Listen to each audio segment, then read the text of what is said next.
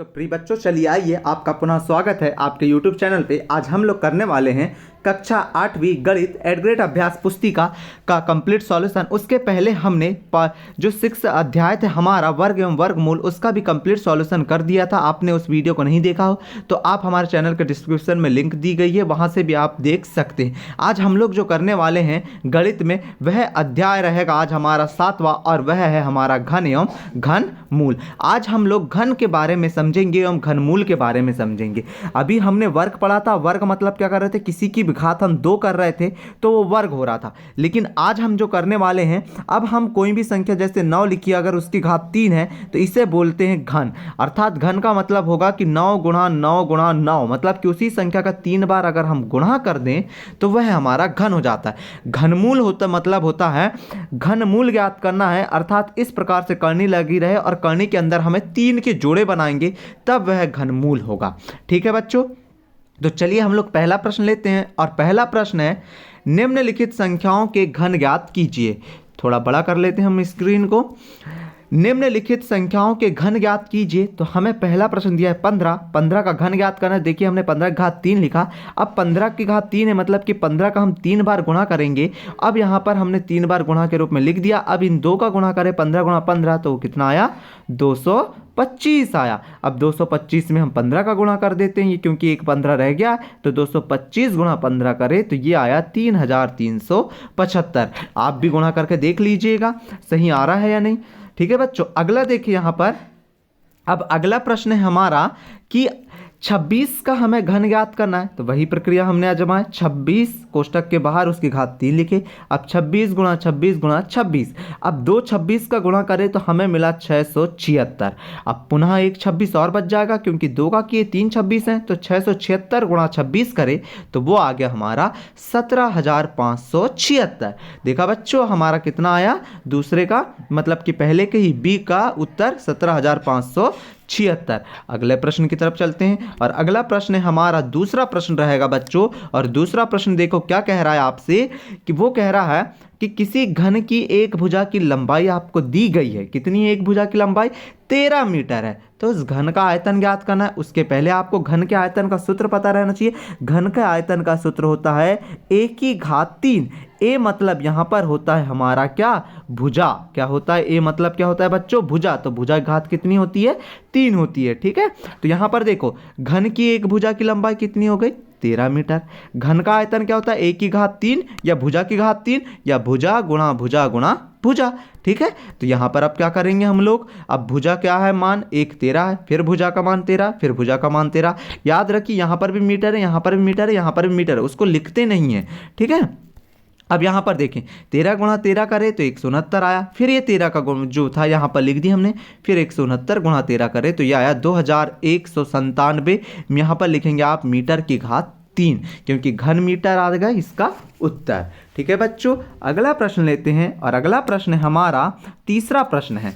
तीसरा प्रश्न में अब आपको यहाँ पर अभाज्य गुणनखंड आना चाहिए, तभी आपको ये प्रश्न बनने वाले हैं। अगर अभाज्य गुणनखंड नहीं आता है तो आप कमेंट करके बताइए, मैं आपको एक लिंक दूंगा जिससे कि आप अभाज्य गुणनखंड, इसे कहते हैं अभाज्य गुणनखंड, ये वाले को, ये वाली विधि आप गुणनखंड की लघुत्तम समापर्त ज्ञात करने की समझ लीजिए, वह आपको सीखना है जिससे कि पूर्णतः ये सवाल बन जाए। तो प्रश्न नंबर 3 है, वह सबसे छोटी संख्या ज्ञात कीजिए जिससे 1080 को गुणा करने पर वह पूर्ण घन बन जाए। 1080 के हमने अभाज्य गुणनखंड निकाला है बच्चों। देखो सबसे पहले 2 का दिया तो 2 पंचे 10, 2 चौके 8, 2 शून्यम 0। फिर 2 का दिए तो 2 दूनी 4। अब यहाँ पर 5 में से 4 गया तो 1 बचा, तो 2 सत्ते 14, 2 शून्यम 0। फिर 2 का दिए 270 में तो 2 एकम 2, 2 तिया 6, फिर 1 बच गया तो 2 पंचे 10। अब 2 का नहीं जा रहा है बच्चों, क्योंकि यहाँ पर लास्ट में देखो 5 आया। 5 कैसी संख्या है, 5 एक विषम संख्या है तो 3 का जाएगा। तो 3 का दिए तो 3 चौके 12, 1 बचा, 3 पाँचे 15। फिर 3 का दिए, 3 एकम 3, यहाँ पर 1 बच गया, 15 हो गया, तो 3 पाँचे 15। अब यहाँ पर फिर 3 में 1 में नहीं जाने का 3 का, तो पूरी संख्या 15 ले लिए, और 3 पाँचे क्या हो गया 15, 5 एकम 5। तो 1080 के अभाज्य गुणनखंड क्या है, 2 गुणा 2 गुणा 2 गुणा 3 गुणा 3 गुणा 3 गुणा 5। मतलब यहाँ पर अब जोड़े बनाइए। जोड़े किसका बने? घन के बनाना है आप, मतलब कि 3 3 के। तो 2 का बना और 3 का बना, लेकिन ये 5 का क्या हो गया? रह गया है। 5 का जोड़ा रह गया बच्चों। तो यहाँ 5 केवल एक ही बार आया है, अतः 180 को हम 5 गुणा 5, मतलब कि जोड़ा कंप्लीट करने के लिए हमें 2 पाँचों की आवश्यकता होगी।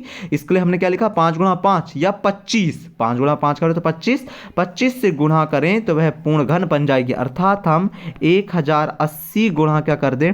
25 कर दें, तो जो भी हमारा जो उत्तर है, मतलब कि जो आंसर है, कह सकते हैं इन दोनों गुणा करने पे आएगा, वह पूर्ण वर्ग वाला आएगा। तो यहां पर हमारा उत्तर क्या होगा? 25 होगा। ठीक है बच्चों, अगला प्रश्न लेते हैं। अगला प्रश्न है, वह सबसे छोटी संख्या ज्ञात कीजिए जिससे 576 को भाग देने पर भागफल एक पूर्ण घन प्राप्त हो जाए।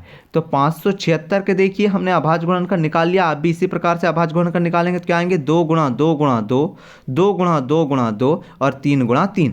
अब यहाँ पर हमें बताना है ऐसी कौन सी संख्या से, यहाँ पर देखिए भाग पूछा है, इसके ऊपर वाले में गुणा पूछा तो हमने गुणा बताए थे, यहाँ पर भाग। अतः 576 को 3 गुणा 3 से भाग देंगे। क्यों? क्योंकि यहाँ से हमें ऐसी संख्या हटाना है कि जिससे कि ये बाकी के 3 3 के जोड़े बन जाए। तो यहाँ पर 3 गुणा 3 है, जिसका 3 का जोड़ा नहीं बन रहा उस पूरे को हम हटा देते हैं। या 9, 3 गुणा 3 करो तो 9 से भाग दें तो वह संख्या पूर्ण घन बन जाएगी। अर्थात 576 को हम लोग अब 9 से भाग दे दें तो 9 एकम 9, 9 छिंग 54 होता है, 54 और यहाँ पर बचा 3 तो 36 हो गया। तो 9 चौके 36, अर्थात 64 किसका वो है? घन है 4 का। तो इस प्रकार से इस प्रश्न का उत्तर क्या हो जाएगा? 9 हो जाएगा। अगला प्रश्न लेते हैं बच्चों। अगला प्रश्न है हमारा 5वां प्रश्न है, अभाज्य गुणनखंड विधि से 10,648 का घनमूल ज्ञात कीजिए। घनमूल ज्ञात करना है हमको, मतलब कि 3 3 के जोड़े बना के ओनली एक बार लिखना है। यहाँ पर आप ऐसा लिख सकते हो घनमूल के लिए 10,648 और यहाँ पर क्या लिख दोगे? 3। तो ये घनमूल हो जाएगा। देखो इसके अभाज्य गुणनखंड करें तो क्या है? 2 गुणा 2 गुणा 2, 11 गुणा 11 गुणा 11, ये लिख लिया हमने। अब 2 का भी एक जोड़ा बन गया, 11 का भी एक जोड़ा बन गया, तो 2 का एक जोड़ा और 11 का एक जोड़ा, तो 11 दूनी क्या आ गया? 22। अर्थात 5वें का उत्तर कितना आ गया बच्चों? 22 आ गया। इस प्रकार की अभाज्य गुणनखंड आपको आना चाहिए, तभी आप इन प्रश्नों को अच्छे से हल कर पाएंगे। ठीक है बच्चों, अगला प्रश्न है 6वां प्रश्न है, सोनल प्लास्टिसीन का एक घनाभ बनाती है। कोई भी एक घनाभ बना रही है सोनल नाम की जो लड़की, वो जिसकी भुजाएं 15 सेंटीमीटर, 30 सेंटीमीटर और 15 सेंटीमीटर है। तो एक घन बनाने के लिए ऐसे कितने घनाभों की आवश्यकता होगी?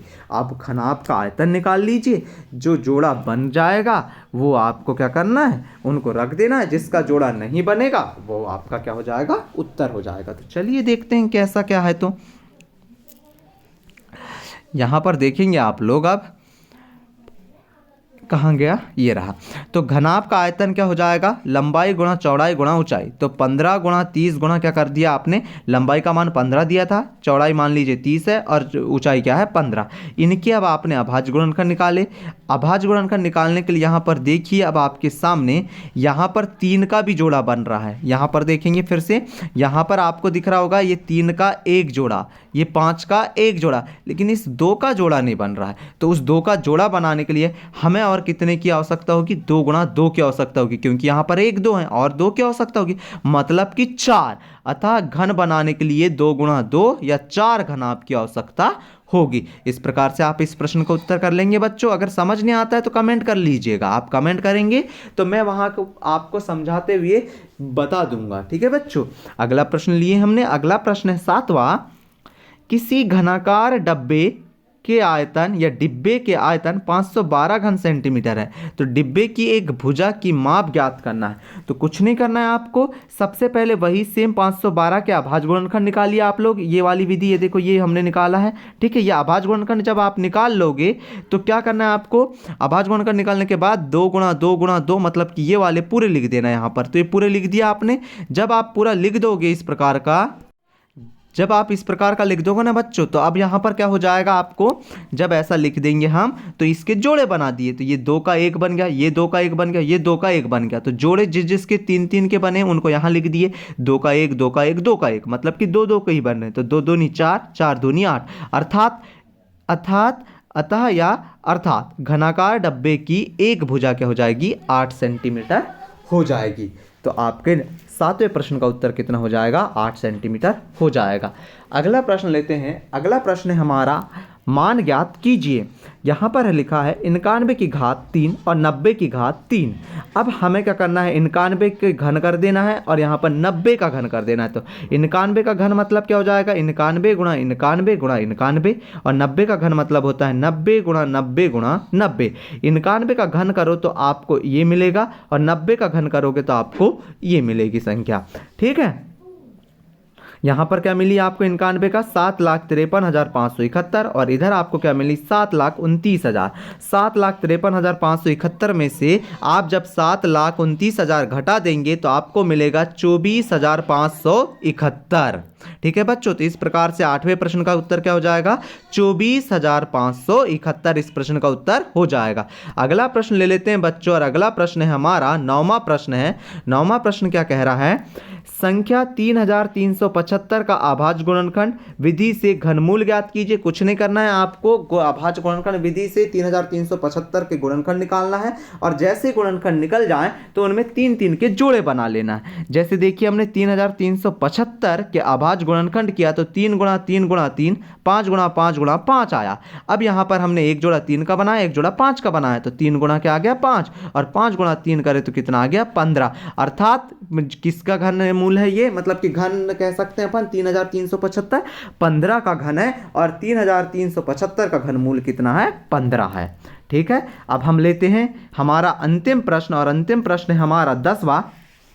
पूरे अध्याय में आपने देखा होगा बच्चों, हम कर क्या रहे हैं, ओनली अभाज्य गुणनखंड कर रहे हैं।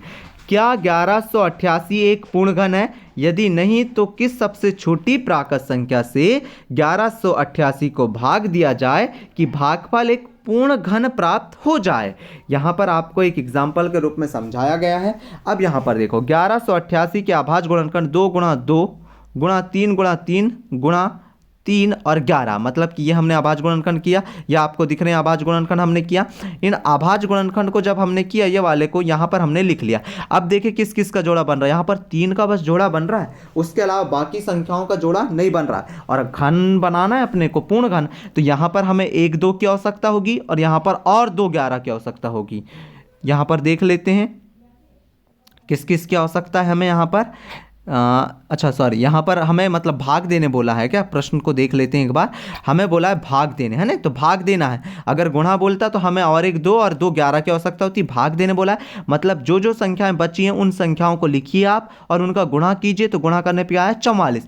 अर्थात अब हम 1188 को पूर्ण घन बनाना चाहते हैं तो इस 44 से भाग देंगे, जैसे हमने यहाँ पर दिया, देखिए 1188 को 44 से भाग दिए तो 27 आया, और 27 हमें पता है किसका घन है, 3 का घन है। अर्थात हम 3 गुणा 3 गुणा 3 करें, 3 का 9 और 9 3 27, अर्थात ये 27 जो है वह 1188 मतलब कि 1188 का हल करें हम पूरा तरीके से 44 का भाग देने पर, तो 27 जो आएगा वह हमारा यहाँ पर उत्तर कहलाएगा। लेकिन हमारा उत्तर मेन क्या होगा, यहाँ पर 44 होगा, क्योंकि 27 हम घन बना रहे हैं संख्या को।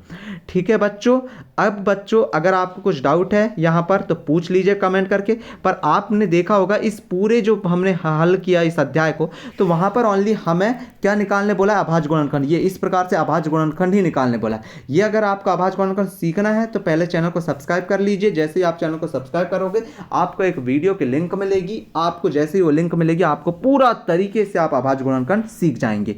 और अगर आप चैनल को सब्सक्राइब करते हैं तो आगामी जो भी वीडियो डलेगा वो आपको आसानी से लिंक के द्वारा मिल जाएगा, जो आप पूर्णतः कर सकते हैं। तो ठीक है बच्चों, मिलते हैं हम अगले वीडियो में। Thank you for watching student.